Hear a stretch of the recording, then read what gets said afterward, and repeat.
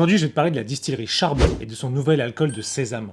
Cette bouteille, elle a pas mal fait le tour des réseaux sociaux ces dernières semaines. C'est une petite révolution dans le monde des alcools. La distillerie Charbon est la première à utiliser 100% de sésame pour ses recettes. Mais pourquoi utiliser ces petites graines si compliquées à travailler? Ça, c'est pour une chose, la teneur en matière grasse. Le gras étant naturellement un vecteur de goût. Ce gras, il va surtout servir à explorer des pistes encore inédites. Car si d'habitude vos bouteilles sont souvent parfumées avec des fruits ou des épices, toute l'originalité de la distillerie Charbon sera de travailler le sésame de différentes manières. C'est pour ça que vous retrouverez différentes déclinaisons de cette bouteille, comme le fumé, le grillé, le brûlé, le sucré ou encore le flambé. Chaque variété offrant un profil gustatif inédit. Pour pouvoir utiliser correctement le sésame, il va d'abord falloir le faire macérer dans de l'alcool. Cette macération sera ensuite distillée pour ensuite être mise en bouteille. Et côté dégustation, il paraîtrait que certaines de ces éditions pourraient même remplacer lors de dégustation des whiskies tourbés. Et cette dégustation, on va la faire maintenant.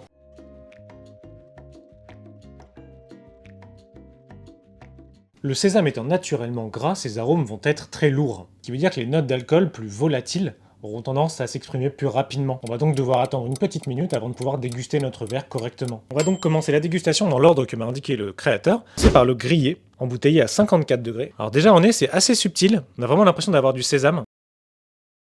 En bouche, c'est très surprenant. On a vraiment le sésame qui est très fort. On sent que c'est gras, que ça vient un peu englober tout le palais. C'est très agréable. Le côté grillé est assez doux. On sent un côté un peu malt torréfié. Moi, j'ai opté pour le fumé, qui est donc entre le grillé et le brûlé. Les notes sont déjà beaucoup plus rondes, beaucoup plus chaudes. On sent qu'on va aller de plus en plus vers quelque chose d'un peu plus digestif, d'un peu plus lourd.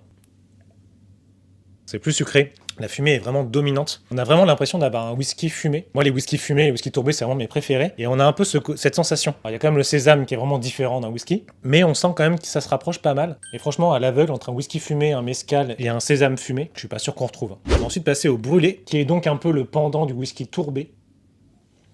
Hyper surprenant. On a l'impression d'avoir un whisky tourbé en brut de fût. On a un côté assez frais, assez iodé, et pour autant assez tourbé. C'est assez puissant, c'est très vif. On a vraiment ce côté très brut de fût du whisky qui ressort. En même temps, on est à 54 degrés, donc c'est assez cohérent. Le brûlé, pour le moment, petite pépite. On va passer sur le sucré et le flambé, qui sont donc les éditions les plus lourdes, les plus digestives, on va dire. Ça sent vraiment différent, là.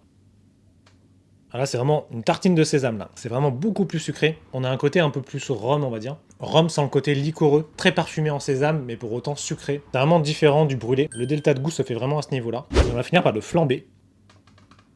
Ok, encore différent. Moins sucré que l'autre, peut-être plus rond. Je préfère peut-être le flambé au sucré, qui pour moi est un peu too much, pour mon palais en tout cas. En tout cas, c'est très original. Et je pense vraiment que le brûlé en dégustation à l'aveugle, certains pourraient se faire avoir. N'hésitez pas à aller faire un tour sur la distillerie Charbon. Leur travail est vraiment super original et super audacieux. Moi, c'est Thomas et toujours je t'apprends un truc sur le monde de la bière, des whiskies et des spiritueux. N'hésite pas à t'abonner.